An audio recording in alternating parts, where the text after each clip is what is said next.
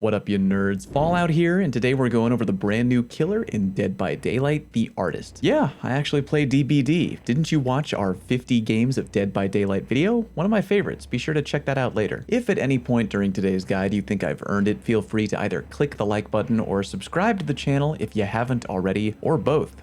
Free, yo, what's wrong with you? Anyway, moving on to the killer, the Artist. While you're trying to figure out by looking at her if you're either afraid or aroused by her character design, I will go over her in-game power, Birds of Torment. The in-game description can be a tad overwhelming and lengthy, so I'll try to both explain and show you at the same time how the power works. When in-game, if you hold M2, you power up your bird bar, which you will see on your HUD. When the bird bar is full, you then hit M1 to summon a large ghost crow head, which will just hang out floating in the air in that one spot. Will the bird head last forever? Nah, it'll hang out for about 9-ish seconds, give or take, before vanishing off into the night. If at any point during that time you want to weaponize that floating bird head, you can hit control and the bird head will yeet itself straight forward and will continue to travel right through any object on the map. Nothing can contain that giant bird head. If a launched bird head hits someone at close range, that survivor will immediately take damage. What's close range? Well, when you summon your bird head, you should see kind of a glowing runway on your HUD right in front of you. That's kind of the range meter right there. If you hit a survivor up close, bam, instant damage. If you hit someone with a launched bird head from further than that close range runway icon, they will instead get swarmed by a mob of birds. While being swarmed, you, the Artist, can see the aura of the birds, allowing you to pretty much know exactly where the swarmed survivor is, even through walls or cover. The survivor can repel the swarm by completing the repel action and just shooing them away, which takes a few seconds, or they can pop into a locker. If a survivor is already being swarmed by birds and you hit them from long range with a second launched bird head, they will then take damage. So damage on one hit from up close, damage on 2 hits from far away. Other survivors can also get revealed by killer instinct if they happen to be near enough to the bird flight path after they zoom by. You start with 3 bird heads in the chamber, and naturally they replenish over a short period of time. If you decide to not launch a bird head, leaving it where it is on the map, and a survivor walks into it, they will become swarmed. Same thing as hitting them long range. As you can imagine, really great Artist players are going to take advantage of this hardcore. If you're being looped by a survivor, you can simply drop a bird head in the path of the pallet or whatever, and therefore give the survivor a choice. They can either abandon the loop and run off somewhere else, or they can run directly into the bird head trap and get swarmed. You can also set a trap in a loop facing a certain direction, and when a survivor runs away from you right into the perfect position, you hit control, launch that bird head directly at them, and boom, damage. I feel like at high level, Artist mains will be able to use the bird head to set up brutal traps if they have good map knowledge and know how to push survivors the right way. You put a bird head down covering a pallet or a ledge or a doorway. You chase that survivor until they're forced into the right position, you activate the bird head, and free damage for you. Oh, did I also mention that the killer has a speed of 4.6, meaning that even though she's got ranged attacks, she ain't as slow as the Huntress or the Trickster? Feel like I should mention that. As you can probably imagine, there are some interesting add-ons that make things even more crazy for the Artist. More on that later. In the meantime, why don't we go over her 3 unique killer perks one at a time. First, we have Grim Embrace. Each time a survivor is hooked for the first time, you gain a token. Upon reaching 4 tokens, Grim Embrace will activate, causing the entity to block all generators on the map for 30 seconds. On top of that, the Obsession's aura will be revealed to you for 4 seconds. Grim Embrace seems pretty good on paper, and I'd look at it kind of like a riskier, more crazy version of Corrupt Intervention. Both perks can only activate once per match, and both perks give you, the killer, a little breathing room by blocking generators, but there are ups and downs to each perk. One upside for Grim is that Corrupt Intervention only blocks 3 generators, whereas Grim Embrace blocks every generator on the map. The obvious downside, though, is that while Corrupt Intervention activates immediately and for free, and for a much longer period of time, Grim Embrace requires you to actually start hooking people in order to eventually turn on. Furthermore, depending on how hard survivors are actually ducking you in a match, you could be fairly deep into a game before getting any viability out of Grim Embrace. I think time will eventually tell how good of a perk Grim will be in the meta. IMO having anything under your belt to prevent gen progress for however long is great as a killer, but I always do lean a little bit harder into perks that I can take advantage of more than once. Either way, Grim Embrace seems equally viable and chaotic,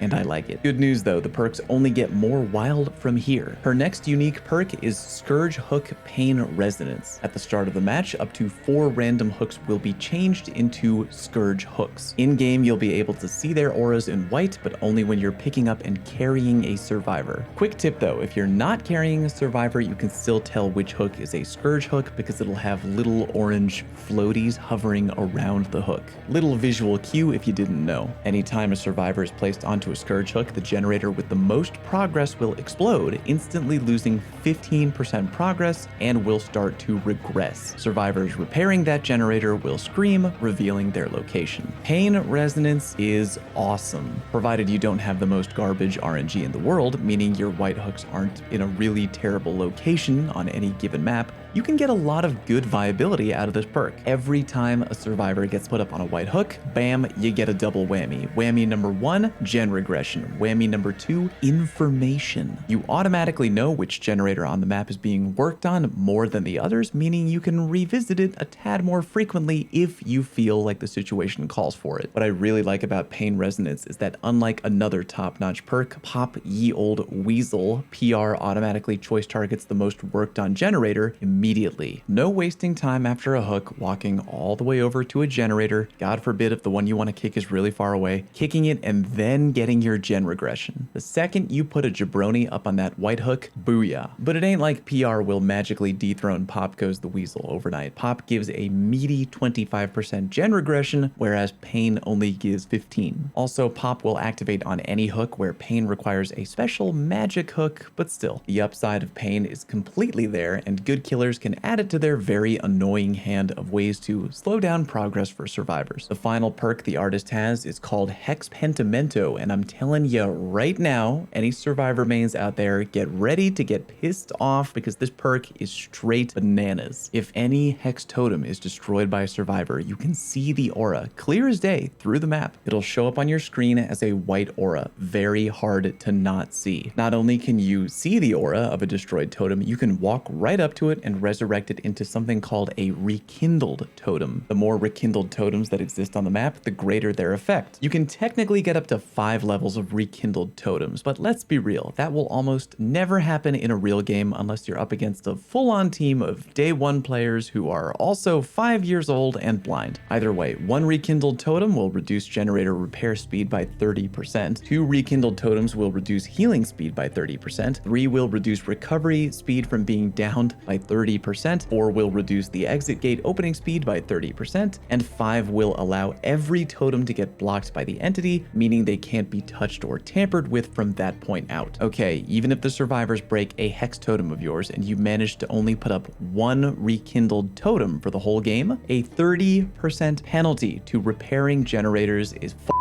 insane. That alone is worth it right there at level 1, and God help them if you get to level 2. When the artist eventually moves from the public test build server to the main game, you are going to see a lot, and I mean a lot, of Hex Pentimento. Oh, by the way, did I mention that when reviving a broken totem, it takes all of half a second to get it done? It is literally almost instant. I was blown away by how easy and quick it was to do. If you're a killer main right now, the wheels in your head are already probably turning hardcore, thinking of what evil, sadistic, filthy combos you can pair together with Hex Pentimento. Allow me to help. A natural pairing that comes to mind is Pentimento paired together with Hex Ruin. Ruin is already one of the strongest Hex perks in the game, giving you an auto-gen regression at a max rate of 200%. So now, pair that with Pentimento. A survivor finds your Ruin totem and deactivates it. Does it suck that your totem got cleansed? Well, yeah, but now you can just walk over and rebuild it in a flash, giving everyone everyone a 30% repair speed penalty. Even worse, if you want to be that guy, you can run a triple Hex build. How about Hex Pentimento, Hex Ruin, and Hex Undying? In this scenario, a survivor finds and breaks your Hex Ruin totem, but you don't lose the power of Ruin. Hex Undying activates and takes the hit. Not only do you still have Hex Ruin activated and working against the survivor team, but with Undying broken, you can now reassemble it and have Pentimento and Ruin both working at the same time. I literally need a shower just thinking about that combo. Another one you might want to think about pairing up with Pentimento would be Hex Plaything. With Plaything, survivors are very much incentivized to cleanse a totem, because if they don't, or at least one of them doesn't, they're going to walk around the map while being hit with Oblivious. Other great candidates that I'm looking forward to pairing together with Pentimento are naturally Hex Devour Hope, Hex Haunted Ground, and Hex Retribution. Really quickly, why don't we go over the killer's add-ons, which range from okay to damn. For common add-ons, we have Vibrant Obituary, Thick Tar, Oil Paints, and Choclo Corn. Out of all of these, I probably like Choclo Corn the best. Chasing survivors into bird traps can take time, and even though a crow will hang out for around 8 to 9 seconds, having them hang out for an extra 2 more is great. Gives you more time to get things done. For uncommon add-ons, we got Velvet Fabric, Untitled Agony, Still Life Crow, Festering Carrion, and Automatic Drawing. All of these are nice, but I particularly like Automatic Drawing, Festering Carrion, and Still Life Crow. Still Life for the obvious benefit of giving your crows 4 more seconds of idle time before going away, and the other 2 for shaving off even a little bit of time on your bird cooldown. In the rare add-on department, we got Thorny Nest, Silver Bell, Oh Grief, Oh Lover, Darkest Ink, and Charcoal Stick. Charcoal is interesting. Your bird aura is briefly visible when summoned, but not visible when in flight, meaning it'll definitely be harder for players to see it coming and try to dodge it. Darkest Ink and Silver Bell are great for sure, depending on how big a fan you are of either the blind or oblivious effect, but I am really keen on Oh Grief, Oh Lover, and Thorny Nest. Thorny Nest makes finding injured survivors easier, not to mention the 25% penalty to heal time, which is always appreciated by a killer. Oh Grief, Oh Lover gives Exhausted though, and considering how much players love to take advantage of Dead Hard, Sprint Burst, and more, you really don't want to get tagged by a swarm of birds with Oh Grief, Oh Lover. In the very rare add-on department, we have Severed Tongue, Severed Hands, Matthias's Baby Shoes, and Can I Offer You an Ink Egg in These Trying Times? Ink Egg gives you an extra crow in the chamber, but shaves down the time they stay idle by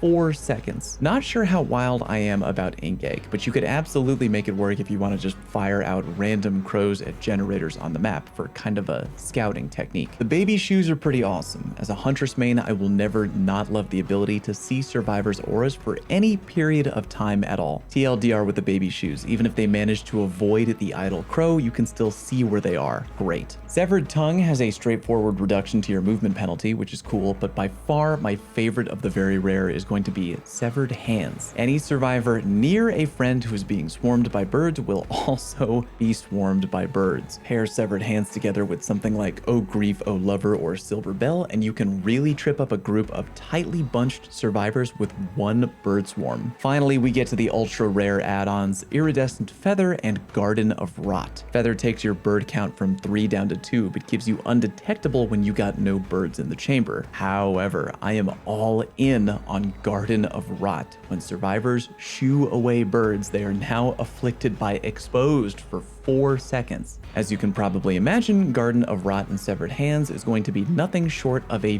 brutal combo. You swarm one survivor, they infect nearby friends, they shoo away the birds, you swoop in and start knocking people on the floor in one hit. I mean, really, you could pair Garden of Rot together with a lot of other add-ons here and make it brutal, but it's just a damn powerful ultra rare add-on and should only be used if you want to really be incredibly mean to the other team. Overall, with the artist, there are 2 main things you got to keep in mind and work on in order to clap the enemy team hard. Thing number 1, late in the game when there's fewer and fewer generators left, don't be afraid at all to fire out a random bird at any generator you think might be being worked on by a survivor. Worst case scenario, you miss and hit nothing, confirming that the generator is unattended, or you get a hit and now you have somebody to go chase down. Either way, you'll regen that bird in no time, so don't be stingy when it comes to scouting for info. Thing number 2, start practicing setting up traps and practice hard. Your birds are a key tool to help you prevent from getting looped. Use your map knowledge and your experience to figure out where survivors are going to go and what they're going to do. If you think somebody's going to get dehooked, but you have to go leave and check on another generator, set up a bird head a little bit far back facing that hook and fire it off when the timing is right. Set up a bird head around the outside of the killer shack if you're mid-chase on the killer shack. Setting up those key bird placements is going to be the hardest thing to learn over time, but those who do are going to clean up hard. I cannot wait to play with the artist in the actual game outside of the public test build server. If you've got any ideas on what perks or overall builds you're already dreaming up of running with her, let me know down in the comment section. Can't wait to hear what you goddamned savages come up with. If there's a really wild one, I'll think about actually running it either on stream or in a future video. Thank you all very much for watching. Enjoy the new killer. I know I will, and I will see you next time.